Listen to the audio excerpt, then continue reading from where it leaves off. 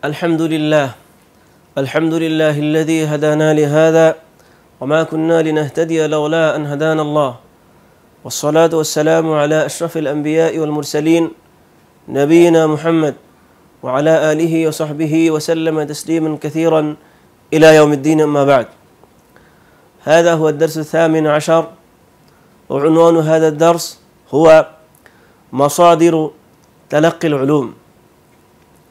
সম্মানিত বাংলাভাষী ভাইরা, সুপ্রিয় বন্ধুগণ, আজকে আমাদের ধারাবাহিক আলোচনার 18তম আলোচনা। আজকে আলোচনার বিষয় হচ্ছে আমরা কোথা থেকে বা থেকে জ্ঞান অর্জন করব। সম্মানিত ভাইরা, সুপ্রিয় বন্ধুগণ, জ্ঞান অর্জনের অনেক মাসদার বা অনেক কেন্দ্র রয়েছে, কিন্তু একজন ইমানদার ব্যক্তির কাছে, একজন ইমানদার ব্যক্তির জীবনে মাসাদের অর্থাৎ জ্ঞান অর্জনের কেন্দ্র বা সেন্টার বা স্থান, সেক্ষেত্রে অন্যদের সাথে ভিন্নতা রয়েছে। দুনিয়ার ক্ষেত্রে অনেক বড় বড় পণ্ডিত যারা হয়, বিজ্ঞানী, ডাক্তার, এই সেই নানা কিছু হয়, তাদের জ্ঞান অর্জনের কেন্দ্র আর একজন আলিম দ্বীন তথা একজন ইমানদার ব্যক্তির জ্ঞান অর্জনের কেন্দ্র সম্পূর্ণ আলাদা। একজন ইমানদার ব্যক্তি এবং একজন আলিম দ্বীন জ্ঞান অর্জন করবে কোত্থেকে, এই বিষয়টি আজকে আলোচনার বিষয়। সম্মানিত ভাইয়েরা, সুপ্রিয় বন্ধুগণ, রব্বুল আলামিন বলছেন, আল্লাহু নাজ্জালা আহসানাল হাদিসি কিতাবাম মুতাশাবিহাম মাসানি।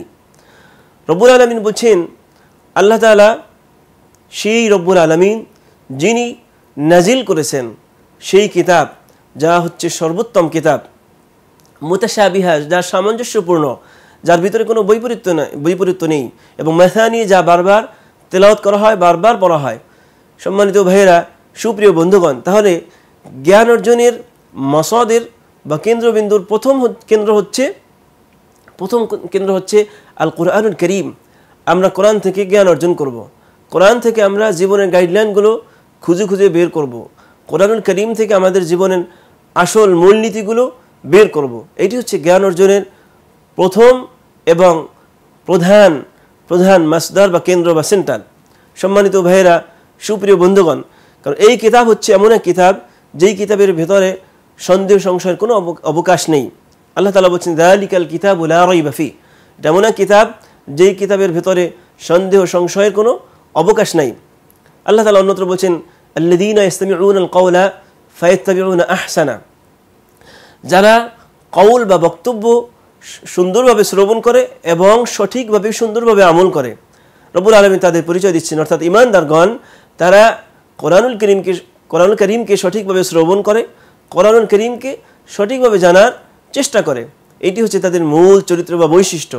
সুপ্রিয় বন্ধুগণ, সম্মানিত ভাইয়েরা, আসুন আমরা কোরআন থেকে জ্ঞান অর্জনের চেষ্টা করি, গাইডলাইন খুঁজে বের করার চেষ্টা করি। তাহলে জ্ঞান অর্জন বা তলাবুল ইলমের প্রথম মাসদার বা প্রথম কেন্দ্র হচ্ছে কোরআনুল কারীম। দ্বিতীয় হচ্ছে রাসূল সাল্লাল্লাহু আলাইহি ওয়াসাল্লামের সুন্নাত। আল্লাহ রাসূল সাল্লাল্লাহু আলাইহি ওয়াসাল্লাম বলেছেন, আমার কাছে প্রেরণ করা হয়েছে কিতাবকে অর্থাৎ কোরআনকে, এবং অমিসলাহু মাহু, তার সাথে অনুরূপ আরেকটি অর্থাৎ সুন্নাহ। অর্থাৎ আমরা রাসূল সাল্লাল্লাহু আলাইহি ওয়াসাল্লামের রেখে যাওয়া সুন্নতের যে বিশাল ভান্ডার, সেখান থেকে আমরা জ্ঞানের রাজ্যে জ্ঞান আহরণ করব সেখান থেকেও।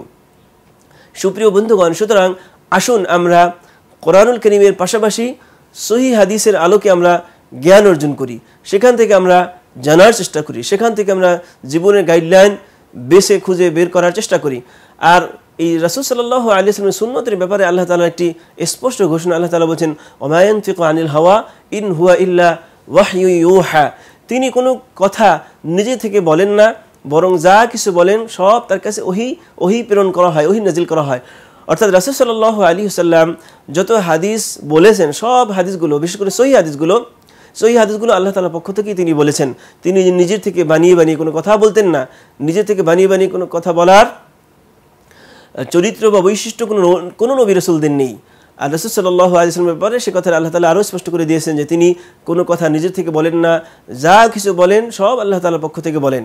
সম্মানিত ভাইয়েরা, সুপ্রিয় বন্ধুগণ, কোরআনুল কারীম এবং রাসূল সাল্লাল্লাহু আলাইহি ওয়াসাল্লামের সুন্নাত হচ্ছে একজন ইমানদার ব্যক্তির জীবনে জ্ঞান অর্জনের মূল মাসদার বা কেন্দ্র।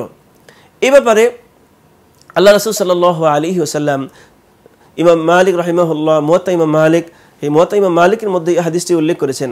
রাসূল সাল্লাল্লাহু আলাইহি ওয়াসাল্লাম বলেছেন, লাকাদ তারাকতু ফীকুম আমরাইনি লান তাদিল্লু মা ইন তামাসসাকতুম বিহিমা কিতাবাল্লাহি ওয়া সুন্নাত রাসূলিহি। আমি তোমাদের জন্য দুটো জিনিস রেখে গেছি, তার মধ্যে একটি হচ্ছে আল কুরআনুল কারীম, আর দ্বিতীয়টি হচ্ছে রাসূল সাল্লাল্লাহু আলাইহি ওয়াসাল্লামের সুন্নাত।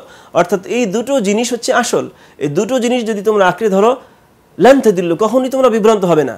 তাহলে বোঝা গেল, যদি আমরা সঠিক পথে থাকতে চাই, সঠিক পথে আঁকড়ে নিজেদেরকে রাখতে চাই, ধরে রাখতে চাই, তাহলে অবশ্যই আমাদের জ্ঞান আহরণের মূল মাসদার বা কেন্দ্র বা সেন্টার হচ্ছে আল কুরআনুল কারীম এবং সুন্নাত রাসূলিল্লাহ সাল্লাল্লাহু আলাইহি ওয়াসাল্লাম, অর্থাৎ কোরআন কারীম এবং রাসূল সাল্লাল্লাহু আলাইহি ওয়াসাল্লামের রেখে যাওয়া সুন্নাত। এবং এই বিষয়টি আল্লাহ তাআলা আরও স্পষ্ট করে বলেছেন, আতিউল্লাহ ওয়া আতিউর রাসূল ওয়া উলিল আমরি মিনকুম ফাইন তানাযাতুম ফি শাইইন ফারুদ্দুহু ইলাল্লাহি ওয়ার রাসূল ইন কুনতুম তুমিনুনা বিল্লাহি ওয়াল ইয়াউমিল আখির যালিকা খায়রুন ওয়া আহসানু তাউইলা। এই আয়াতের মধ্যে আল্লাহ তাআলা বলেছেন, তোমরা আল্লাহর আনুগত্য করো এবং রাসূলের আনুগত্য করো, আর তোমাদের মধ্যে যিনি দায়িত্বশীল তিনি যদি আল্লাহ এবং রাসূলের আনুগত্য করে তাহলে তার আনুগত্য করো।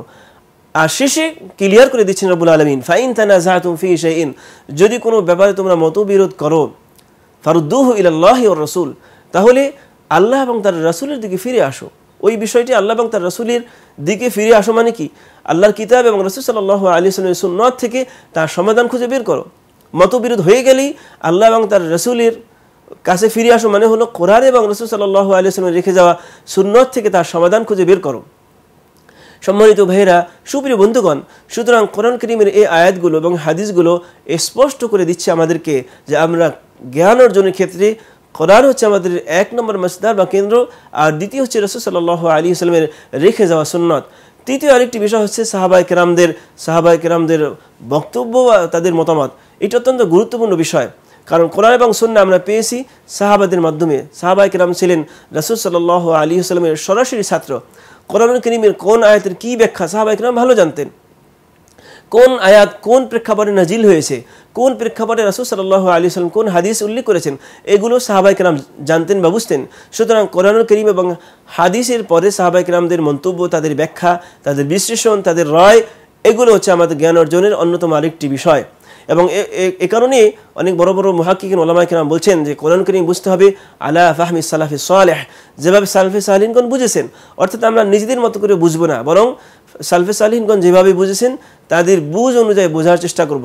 যদি আমরা নিজেদের মতো করে বোঝার চেষ্টা করি, দেখা যাবে জীবনের বিভিন্ন ক্ষেত্রে বিভিন্ন দিক এবং নির্দেশনা বের করতে গিয়ে আমরা ভুল করে বসবো। সম্মানিত ভাইয়েরা, সুপ্রিয় বন্ধুগণ, কোরআন কারীম এবং হাদিস এর ব্যাখ্যা জানতে হবে সালফে সালিহিনগণ যেভাবে বুঝেছেন। আর সালফে সালিহিনদের মধ্যে প্রথম সারির প্রথম কাতারে হচ্ছে সাহাবায়ে কেরাম। সাহাবায়ে কেরাম যেভাবে কোরআন বুঝেছেন, যেভাবে হাদিস বুঝেছেন, তাদের বুঝ অনুযায়ী বুঝতে হবে। তাহলে কোরআন কারীম এবং রাসূল সাল্লাল্লাহু আলাইহি ওয়াসাল্লামের সুন্নতের পরে সাহাবায়ে কেরামদের বক্তব্য, তাদের মতামত, সেটাও আমাদের জ্ঞান অর্জনের জন্য অন্যতম একটি মাসদার বা কেন্দ্রবিন্দুর সাথে সাথে ইজমা, উম্মতে মুহাম্মদ যদি কোনো ব্যাপারে একমত পোষণ করে, বিশেষ করে মুজতাহিদ উলামায়ে কেরাম, সেটাও জ্ঞান অর্জনের জন্য একটি বিষয়। তবে সেটা মূল ভিত্তি হবে কোরআন এবং সুন্নাহ, অর্থাৎ কোরআন এবং সুন্নাহর উপরে ভিত্তি করে যদি কোনো মাসালার ব্যাপারে ইজমা হয় উলামায়ে কেরামদের মধ্যে, তাহলে সেটা আমাদের জন্য গ্রহণযোগ্য একটি বিষয়। কারণ রাসূল সাল্লাল্লাহু আলাইহি ওয়াসাল্লাম বলেছেন, লা তাজতামি উম্মতি আলা দালালা, আমার উম্মত কখনোই ভ্রান্তির উপরে, ভ্রষ্টতার উপরে একমত হবে না। সম্মানিত ভাইরা, সুপ্রিয় বন্ধুগণ, আসুন আমরা জ্ঞান অর্জনের জন্য যেই মাসাদির বা কেন্দ্রগুলো আমরা আলোচনা করলাম সেখান থেকে জ্ঞান অর্জনের চেষ্টা করি। আল্লাহ তাআলা সেই তৌফিক আমাদেরকে দান করুন। আমিন। ওয়া মা তাওফীকি ইল্লা বিল্লাহ। ওয়া সাল্লাল্লাহু আলা নাবিয়িনা মুহাম্মদ ওয়া আলা আলিহি ওয়া সাহবিহি ওয়া সাল্লামা তাসলিমান কাসীরা।